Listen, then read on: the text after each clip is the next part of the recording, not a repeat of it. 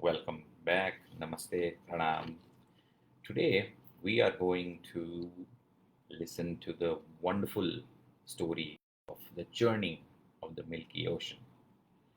Um, if any of you have been to Thailand, um, there is this huge statue right as you enter the Thailand airport in Bangkok, and there is the churning of the ocean, the big scene of the churning of the ocean, Samudra Manthan, that is happening. So today we will learn about Samudra Manthan.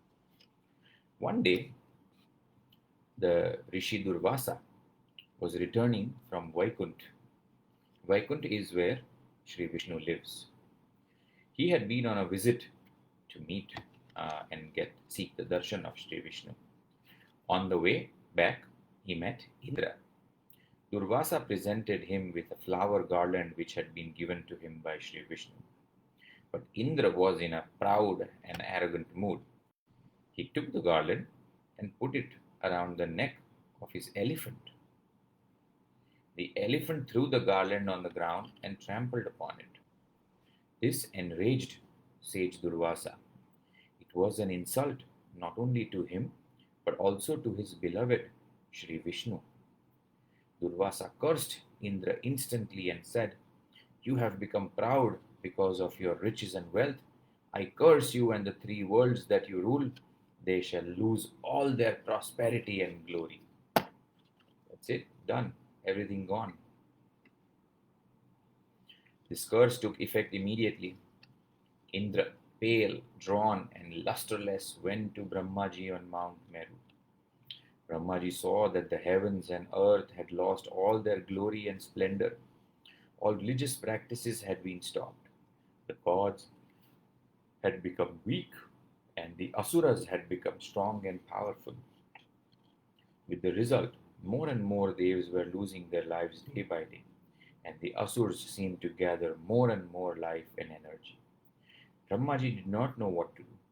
So Brahmaji, Indra, and some other devas went to Sri Vishnu and asked him to help them. To the distressed devas, the Lord Vishnu said, "Asuras are now powerful. Since they are the stronger side, you've got to make peace with them. Ask for their help in churning the Milky Ocean. As a result of this, Amrit shall come out, drinking which you shall all become immortal. Throw all the plants, herbs, and creepers into the ocean. Make Mount Mandar your churning rod, and Vasuki, the king of serpents, your churning rope. Be kind and courteous to the Asurs. They will help you churn the ocean. If they put before you terms and conditions, accept them gracefully. From the churning of the ocean, deadly poison called halahal shall arise. But do not be afraid of it. Many other things will also issue out as a result of the churning. Do not express any anger, greed, or desire for them. Be diligent, watchful, and careful, and I shall help you." That's what Lord Vishnu said, and then he disappeared. So now, Indra and the Devas went to Bali, the king of Asurs, and explained to him Sri Vishnu's plan for churning the ocean. Bali, Bali means strong. Bali was a wise and clever commander, and he knew that this was not the time to fight but to make peace. So he agreed to the plans of the Devs. The Devs and the Asurs then went to Mount Mandar and uprooted the golden mountain. They carried it to the ocean. Vasuki, the serpent king, agreed to be the rope provided he got a share of Amrit. This the Devas had promised him. At last, the churning started. The Devas, headed by Sri Vishnu, caught the serpent's head, and the Asurs caught the tail. But then the Asurs said to Vishnu, "Do not try to cheat us. The Shastras tell us that it is inauspicious to hold the tail of the serpent." So Vishnu smiled at them and handed them the mouth end of the snake. Devas went to the tail end. Although the churning had started, the mountain proved to be too heavy for the joint strength of Asur and Devs. It quickly sank to the bottom of the ocean. Now, he did not know what to do. So here, Sri Vishnu assumes the form, the avatar of a giant tortoise.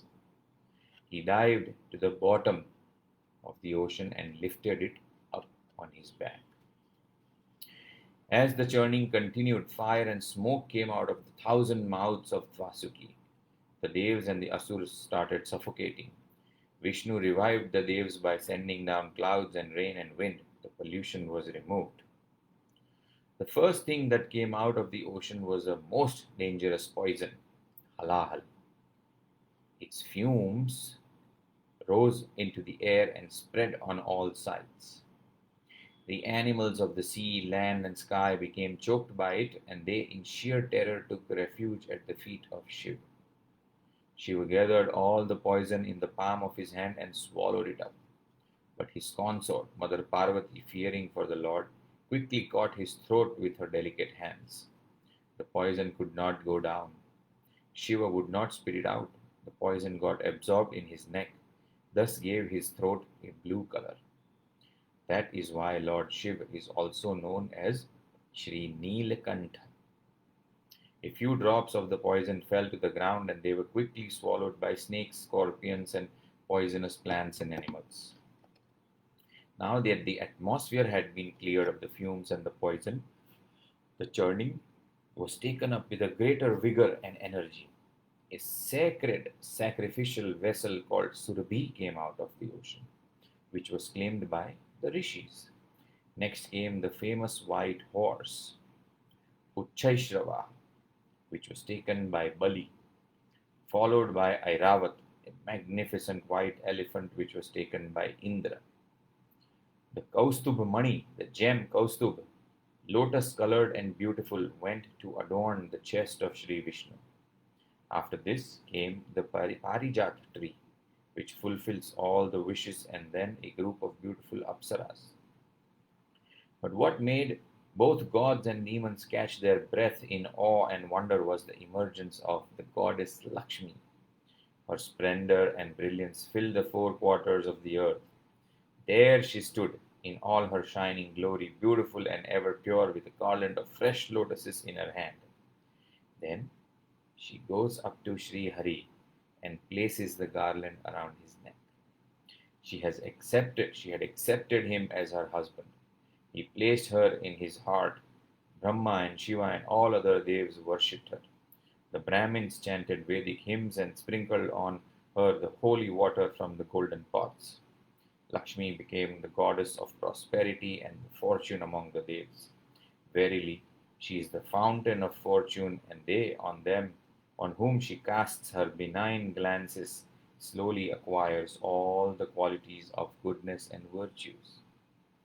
After goddess Lakshmi, there arose from the churning a lotus-eyed beauty called Varuni, who was the goddess of all intoxicating drinks. She was instantly taken by the Asuras. On and on the churning continued till at last from the ocean came up a magnificent youth, Dhanvantari, who was an Ansha of Lord Vishnu, a part.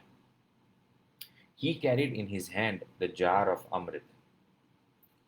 When the Asuras saw this, they were filled with grief. They snatched the jar from the hands of the divine youth and even started fighting among themselves for the Amrit. I should get it first. No, not you. I shall take it first. Who are you to take it first? I should be the one to take it first. Thus they squabbled and quarreled among themselves. The weaker Asuras became jealous and said, "This is not right. The Devas have helped us to get the Amrit. They should get a share of it too." In the midst of all this confusion, the gentle Devas appeared to Sri Vishnu for help. Sri Vishnu at once took the form of a most beautiful and enchanting young girl called Mohini. She was so lovely that at once all the Asuras fell in love with her. They gave her the pot of Amrit and asked her to distribute it to whomsoever she pleased. She looked at them sweetly and fluttered her eyelashes and said, "But are you sure you can trust me?" "Yes, yes, you distribute it, please." cried the Asuras in the frenzy of passion. And Mohini said, "Ah, but you will have to put up with anything I do, whether right or wrong." The Asuras instantly agreed. So Mohini balanced the pot of Amrit delicately on her hip. The Devs and the Asuras collected in the hall after their bath. She separated them in two rows and started distributing the Amrit among the Devs first. By the time she had finished with them, the jar was empty. But it so happened that Rahu, one of the Daityas, had disguised himself as a Dev and had sat with them. Before he could swallow the nectar, the sun and moon spotted him, and Sri Vishnu cut off his head with his chakra. But his head had tasted Amrit and was therefore immortal. The Lord turned it into the planet Rahu, which causes the eclipses of the sun and the moon, showing his Rahu's eternal enmity to them. When the Amrit had been wholly spent, Lord Vishnu assumed his own form and left the place on the back of Garuda. The Daityas suddenly woke up from their infatuation and were furious when they learned how they had been cheated. They launched a terrible war against the Devs. But the Devs were immortal with Sri Vishnu on their side, so how could they possibly lose? The Asuras suffered a miserable defeat. They got what they deserved, for they were constantly giving way to their lower tendencies of passion, greed, lust, and anger. This is the story of the Samudra Manthan.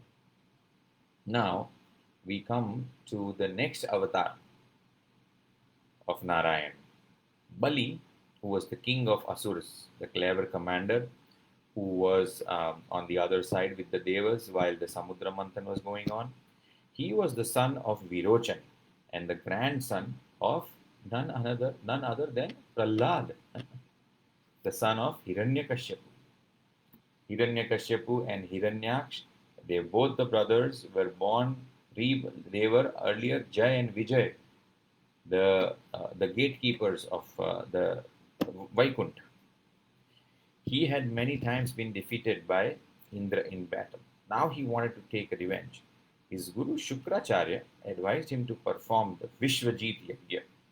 Bali received from the sacrificial fire a golden chariot, some horses, a golden bow, two quivers with an inexhaustible supply of arrows, and a divine kavach or a protective armor. Armed with these, he attacked Indra, took his capital by storm, and routed all the celestials out of Swarg. He then seized the kingdom and made himself the monarch of the three worlds, Triloki. For this success of his, Bali performed 100 Ashwamedh Yajnas as his thanksgiving to the Lord. Now, Aditi, the mother of Indra, was troubled that her son had been defeated. When her husband Kashyap returned after a long spell of meditation in the forest, she told him of her sorrows. Now keep in mind that Diti and Aditi were two sisters. Aditi gave birth to all the Devs, and Diti gave birth to all the Asuras. So Kashyap advised Aditi, to meditate upon Lord Vishnu, who is the remover of all grief. He taught her the prayer to invoke Sri Vishnu. She prayed to the Lord with such sincerity and devotion that he gave her his vision divine, his darshan. To her he said, "O mother of the Devs, I know what is in your heart. Your desire will be fulfilled, and I will soon be born as your son." So when the time came, the Lord was born from Aditi's womb. He was born as an adult dwarf, Vaman. All the celestials rejoiced, and there was much beating of drums and blowings of trumpets in happiness and celebration. The Devs and the Rishis gathered in Kashyap Muni's ashram. Then the child was named Vamana, which meant dwarf. There and then they performed the sacred thread ceremony, the Janoi, the Yagyapavit of the child, and initiated him into Brahmacharya ashram. The gods and goddesses presented him with all the necessary things which a brahmachari needs. They gave him the janoi, the sacred thread, the string around the waist, a water pot, kamandal, loincloth, mala, tiger skin, and the begging bowl. Uma, the auspicious consort of Shiv, gave him his first bhiksha. Aye, so incredible. At this time, Bali was performing the Ashwamedh Yagya on the banks of river Narmada. He had invited all the Brahmins of the land. Vaman also went there. Bali and all the other priests rose to receive him, for even in his youth he glowed with spiritual beauty. Bali washed his feet with water and sprinkled his own head with the washings. See this is such incredible culture that the king of all the three lands, of all the three worlds, a little Brahmin comes, he washes his feet out of respect and sprinkles that water on his own head. He then prostrates himself before uh, the Vaman and says, "What is it that you wish, O Brahmin? I shall give you anything you ask for, be it land, gold, houses, cows, or horses." Vaman was greatly pleased by this. Vaman is none other Vishnu, avatar of Vishnu. So Narayan himself is pleased. He said, "You are indeed the fit grandson of Prahlad." Prahlad was Param Bhakt of Narayan. So deep in heart, of course, God is going to have soft corner for him. He says, "You are indeed the fit grandson of Prahlad. I am happy to see your love and reverence. You have performed your dharma, which means your duties. You have performed your dharma well, and I see you have a very charitable nature. From you, I ask nothing but 3 paces of ground as covered by my own feet. The wise man never asks for more than what he needs."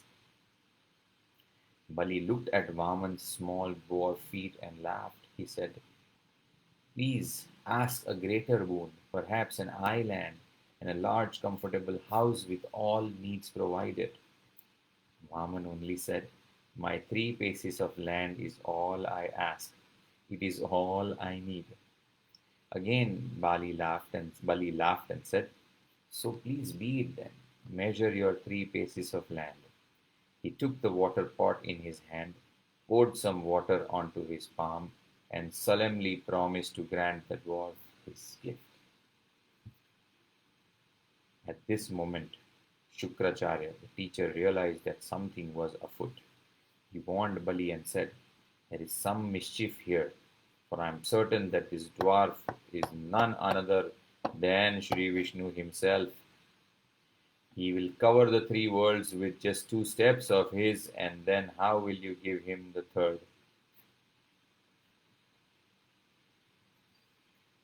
So Shukracharya already realized that something was amiss, and that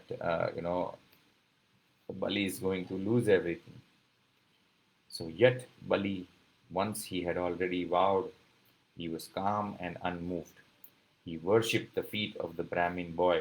He read out the formal mantra of gifting the 3 paces of land to Vaman. Then his queen, a good and virtuous lady called Vindhyavali, brought a golden pitcher of water. Bali poured out the water and washed Vaman's tiny feet with it. Then he looked up and saw, amazed, that the form of Vaman was wondrously increasing in size. As he looked, Vaman grew bigger and bigger. With his first step, he covered the entire earth. With his second, he covered the heavens and the rest of the universe. His body filled the sky, and his arms embraced the four directions. Bali and his priests were stunned to see the entire creation in him. Asurs were now mortified at Vaman's apparent treachery. They picked up all their terrible weapons of destruction and attacked Vaman. But the attendants of Sri Vishnu soon put them to flight. Then Vaman looked at Bali and laughed gently. "You will go to hell if you do not fulfill your promise, O king." He was just testing him now. See, He had already put him in a very difficult. Everything that he owned, Vaman had already taken in only 2 steps. Now, he says, where then shall I place my foot for the third pace? Then Vaman looked again. Bali, grandson of Prahlad, bowed his head and said, Lord, if it be thy pleasure, place thy foot on my head for the third pace. I am forever yours and yours alone. That you have taken everything away from me is indeed a blessing, for I had become blinded by pride and power. Blessed I am, for by the nature of your own request I have lost my kingdom, but I have gained you instead. Pali also had to think, now what? And Shankaracharya ji always says that the possessor is always bigger than the possessed. So all the heavens and earth were possessed by Bali. So he was the possessor. And the possessor's head is bigger than what is possessed. Hence he offers his head and very, very politely, courteously, with love, he says that please, with your pleasure, put your foot on my head as your third pace. I am forever yours and yours alone. That you have taken everything away from me is indeed a blessing, for I had become blinded by the pride and power. Now that you have blessed me, for by the nature of your own request I have lost my kingdom, I've lost everything, but what have I gained? I have gained you. With all the majesty of his divine glory, Vaman placed his foot on the head of Pali for his third pace of ground. In a soft, loving voice, he said, Son, I take away all from him whom I love. It is a common thing that riches make a man disregard me. When a man has attained human birth, and in him you see the absence of pride of birth, karma, youth, beauty, wisdom, power, and wealth, then you shall know him to be in my favor. આ બહુ જ જાણવા અને સમજવા જેવી વાત છે. અતિશય અતિશય. This is something absolutely you all should keep in mind. I take away all from him whom I love. ભગવાન બધું જ લઈ લે છે એમને જેના પ્રત્યે પ્રેમ હોય એના વિશે. કારણ કે જેટલું તમારી પાસે આવે પછી એ તમારું the pride of the human body, તમારા કર્મની અહંકાર, youth, શરીરનો અહંકાર, તમારી સુંદરતાનો, તમારા વિઝડમનો અહંકાર, તમારી શક્તિનો, તમારા ધન સંપત્તિનો અહંકાર, જેટલાનો આ બધું જ લઈ લેશે. કારણ કે આ બધું જ તમને ઈશ્વરથી વિમુખ કરાવે છે. Bali then became one of the 7 immortals of the world, for his head was purified by the touch of Lord Narayan's feet. Prahladna grandson અને વામન અવતારની આ કથા છે. So આના પહેલા in the સમુદ્ર મંથન, the કૂર્મ અવતાર, the tortoiseના ફોર્મમાં આવીને put the mountain on his back for the churning to happen. આ વખતે બલિ, રાજા બલિનું ઘમંડ એમને તોડ્યું અને એમને આશીર્વાદ આપીને એક ઇમોર્ટલ બનાવી દીધા. અને હવે now we will talk about the Matsya avatar. This is the story, Matsya avatar is the story of how Lord Narayan once incarnated as a fish.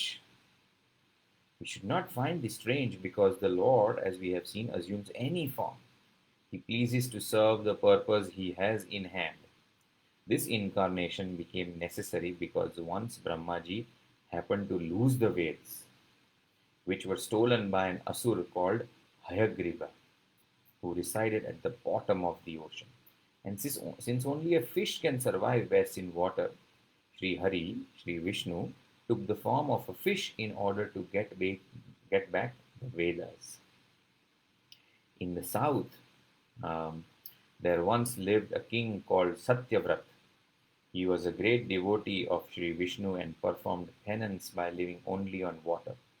One day, He was doing his daily ablutions when a tiny fish came out of his kamandal onto the palm of his hand.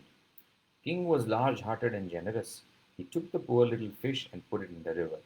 But to his great surprise, the fish cried out piteously, "Oh, please do not leave me in this great big river where other creatures are bound to swallow me." So Satyavrat put the fish back into his kamandal, which was full of water. Next morning, he saw that the fish had grown in size. It had occupied the entire vessel and was crying out for more space. So he put it in a bigger vessel. And as the size of the fish kept increasing, he kept putting it in a bigger and bigger vessel, till at last it grew so big that he had to put it in a lake. But the fish filled the lake too with its ever increasing size. So Satyavrat took the fish and put it in the ocean, for he thought that that would be only place big enough for it. Here too the fish was not happy, for it was scared that alligators and other animals of the water would kill it. Now this was really too much for the king, for he was completely perplexed. And then it suddenly occurred to him that this must indeed be Sri Narayan, incarnated for a specific purpose. He folded his hands and said, "I have never before known a fish to grow the way you have grown. I am convinced that you are none other than Sri Narayan. For I know that when the need for it arises, you come down to the earth for the welfare of others." Bhagavad Gita no famous શ્લોક પણ છે. But I am ignorant as to why you have taken the form of a fish. Pray enlighten me, Lord, for I am your devotee. And the Lord answered, On the seventh day from today,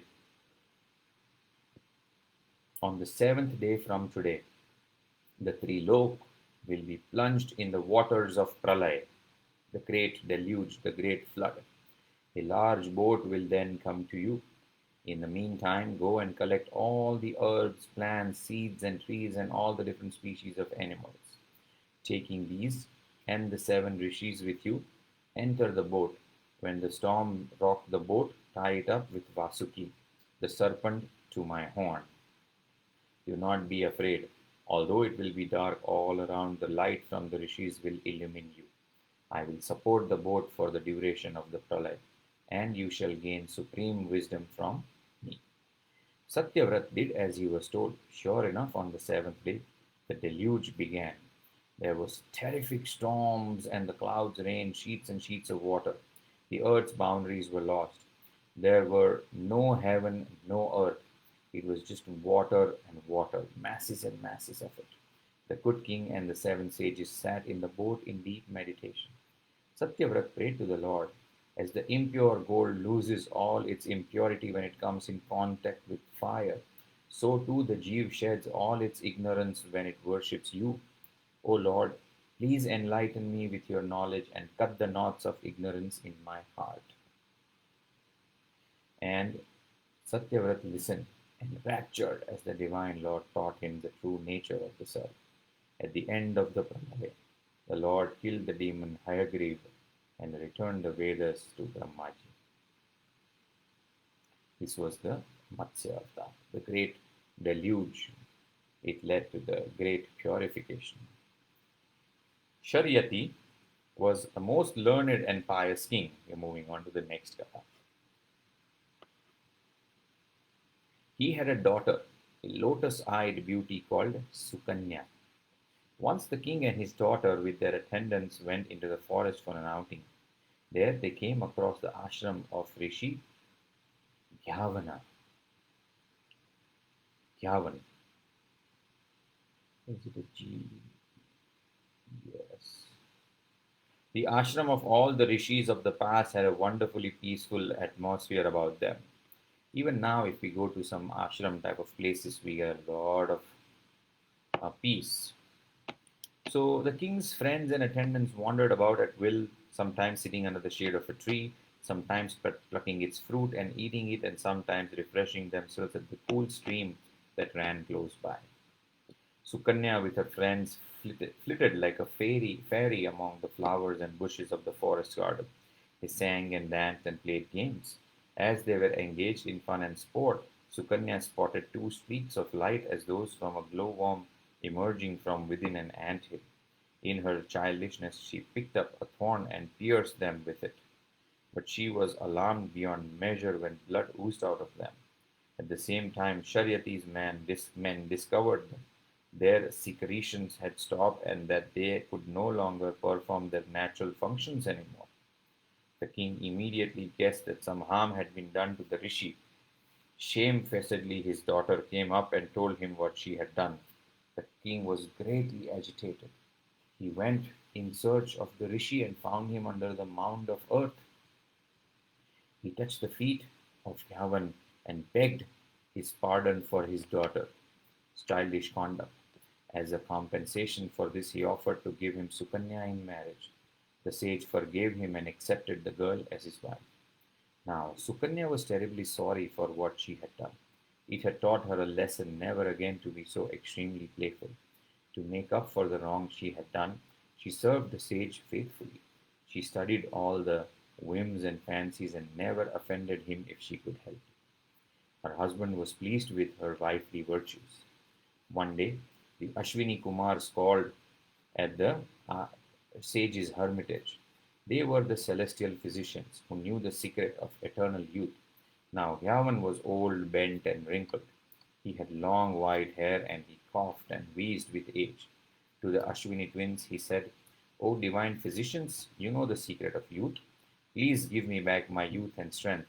In return, I shall secure for you a cup of somaras at the sacrificial offering.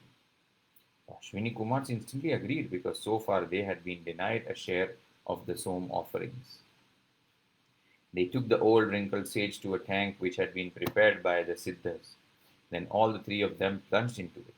When they came out, it was as three handsome youths of the most extraordinary vigor and beauty. They were wearing fresh lotus garlands, earrings of gold, and fine silk dresses, and they all looked alike. When she saw them, the poor Princess Sukanya was thoroughly confused. She was shy and abashed and knew not what to do. She could not call out to her husband because it was a custom that an Indian wife does not call her husband by his name. She appealed to the Ashwini Kumars to declare themselves to her so that she might know the third youth to be her husband. The Ashwini Kumars were pleased with her purity and chastity. They pointed out the rishi to her and then sped back to the heavens in their aerial chariot. Yavanna was now very pleased that he had youth and vitality to match his wife's beauty. One day, the princess was sitting with her husband when her father, King Sharyati, called at the ashram. He was surprised, shocked to see his daughter sitting with a youth, handsome and resplendent young man. Sukanya got up to receive her father and bent down to touch his feet. The king, however, rebuked her, saying, What have you done, you unchaste girl? How could you have the heart to leave your saintly husband because he is old and to take a lover because of his youth and good looks? Surely you have lost all the reason and sense of shame. To think that a daughter of mine could stoop so low, you have indeed brought shame and disgrace to the whole family. The innocent princess then explained to her father what had happened and told him the story of how the sage had got back his youth. Sharyati then embraced her in joy and gave the couple his blessings. At the request of Sukanya, he performed a Soma sacrifice in which Yavan offered some of the Soma juice to the Ashwini Kumars. Indra was so angered by this that he picked up his Vajra, the divine thunderbolt that was made out of the bones of the sage, to hurl it down at the rishis. But Yavan had gained so much ascetic power and merit through his rigorous penance that he paralyzed the hands of Indra.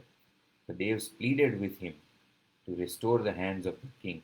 They promised that henceforth the Ashwini Kumars would get their share of Somras in all the sacrifices for all the times to come. And so it came about that both Ashwini Kumars and Rishi Yavan were able to fulfill their parts of the agreement. Now,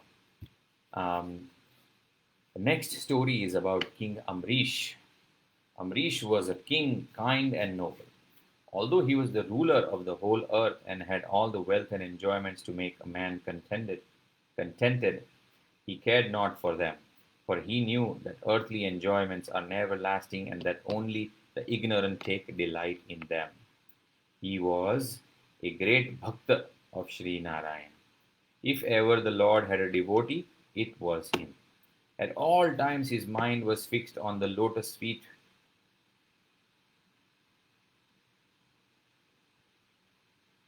of Sri Vishnu. He spoke of nothing but the glories of Vaikuntha. He used his hands to clean Sri Narayan's temple. His ears heard only the praises of Sri Narayan. Everywhere his eyes saw expressions of his divinity. Everything he touched reminded him of his divine presence.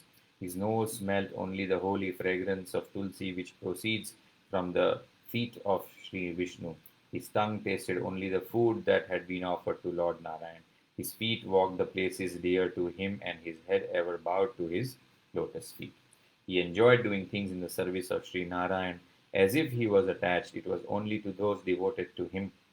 He offered to him the fruits of all his actions, and thus, by constantly dedicating himself to him, he gradually came up to give all his desires. Perfect કર્મયોગ કહેવાય, કારણ કે આમાં ઈશ્વર અર્પણ છે અને પ્રસાદ બુદ્ધિ છે. Sri Vishnu was so very pleased with him that he gave him his chakra, Sudarshan Chakra, for his protection. Once King Amrish and his wife undertook a special fast called the Dvadasi Vrat. He practiced special discipline for a whole year. Towards the end, he fasted for 3 days, and on the 4th day, the 12th day of the moon, he was to break the fast. On this occasion, he bathed in the waters of Yamuna and worshipped Sri Narayan at Mathura. He made gifts of his wealth and cattle to the poor and the needy, and he distributed his riches among the Brahmins. Next, he fed them all and then asked permission to eat himself. At that very moment, Rishi Durvasa came there. The king invited him to be his guest. The sage accepted the invitation and then went to the river to bathe and to perform his daily rites. When he had finished bathing, the rishi sat down for meditation and soon became absorbed in it. Thus the time slipped by. Amrish grew anxious, for it was the auspicious hour to break his fast. Fast passed away. His vrat would be of no avail. Yet if he ate, it would be an insult to an invited guest. So, and the most wrathful rishis at that. Durvasa was known to have a very quick temper. So he decided to compromise by sipping a little water, which the Shastras say is both eating and non-eating. This way, he broke his fast without meaning any offense to the sage. When Durvasa came back and learned that the king had taken water, he was very angry, for he thought that Amrish had done this purposely in his pride as a monarch. He cursed the king and tore up a tuft of his hair, which turned into a demon. He then commanded the demon to devour him. But Amrish remained calm and was not at all afraid. The chakra of Sri Vishnu, Sudarshan Chakra, however, sprang up for the protection of the king. It moved menacingly towards Durvasa, from whom the curse had come. The demon lost all his powers because Amrish stood absolutely unmoved. Durvasa ran in all directions in a desperate attempt to save himself, but the weapon followed him steadily. At last he ran to Brahma and implored him to save him. Brahmaji said to him, "Son, you have offended a Vishnu Bhakta. I can do honestly nothing to save you." Vishnu Bhakta Narayan Bhakta ne છંછેડવાના નહીં, કારણ કે સ્વયં શ્રી વિષ્ણુ અને નહીતર તો એમનું સુદર્શન આવે છંછેડનારની પાછળ. બ્રહ્માજી બી તે વખતે બચાવવા ના આવે. Then the sage Durvasa went running to Shiv and asked Shiv Shankar પાસે ગયા and asked for his help. Shankar Bhagavan looked at him compassionately and replied, "I am powerless to do anything. This weapon is too much for me. You will have to ask only Narayan to help you." The chakra was now getting closer and closer to him. In a last bid to escape from the deadly weapon, he appealed to Sri Vishnu for help. Vishnu smiled at him ruefully and said, "Son, I am the slave of my devotee. ભગવાન ભક્તની પોતાના સ્વામી માને. I am the slave of my devotees. My heart is in their possession. They cannot live without me, and verily I cannot live without them. They are my life as much as I am theirs. My devotees forsake their wives, wealth, children, and homes for my sake. How can I forsake them in their hour of need? જે પોતાનું બધું જ સર્વસ્વ ત્યાગ કરીને મારામાં શરણાગતિ દર્શાવે છે, હું એમને એમની જ્યારે પણ મદદની જે ઘડી હોય કે એમની જરૂરની જે ઘડી હોય ત્યારે હું એમનો કેવી રીતે ત્યાગ કરી શકું? Therefore, my child, even I am powerless against the weapon which has been released by my devotee. ભગવાન પોતે બી કહે છે હું બી કંઈ નહીં કરી શકું. પણ હા, એક રસ્તો છે. There is one way out for you. Go to him, Amrish, who you have offended. Beg his pardon, ask for his forgiveness. He is sure to forgive you for your offense. And if he forgives you, Sudarshan Chakra will come back. Durvasa hurried back to where Amrish was and fell at his feet. Amrish asked the Chakra to desist from its round of destruction. He showed the Rishi due respect and requested him to come and have his meal.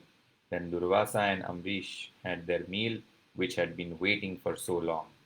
Soon after, Amrish made over his kingdom to his eldest son and retired to the forest there to plunge his mind into meditation of the Lord. Ambarish રાજાની વાર્તામાંથી એ શીખવાનું ને જાણવાનું કે આખો દિવસ જેને બધું જ સર્વસ્વ નારાયણ વિષ્ણુને સમર્પી દીધું, એને વિષ્ણુ ભગવાને પોતાનું સુદર્શન ચક્ર આપી દીધું એના પ્રોટેક્શન માટે. અને જ્યારે દુર્વાસા જેવા ઋષિ આવ્યા ને એમને શ્રાપ આપ્યો તો સુદર્શન ચક્ર આવીને એમની પાછળ પડ્યા અને કોઈએ ના બચાયા, ના બ્રહ્માએ, ના વિષ્ણુએ, ના શંકરે.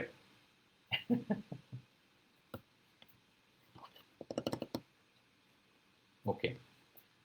So the next story is the story of King Rantidev. Those were the glorious days in ancient India when men were honest and truthful and the kings were ever engaged in striving for the welfare of their people.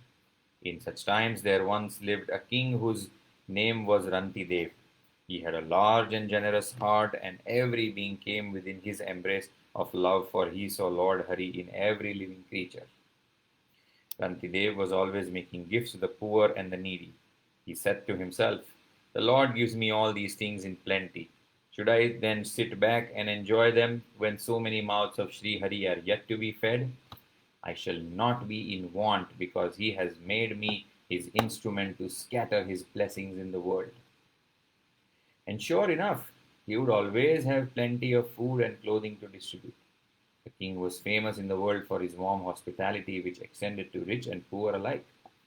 Whenever anyone was in trouble, he would go to the king, and whenever Rantidev was of service to anyone, he would feel that it was a service to Sri Hari.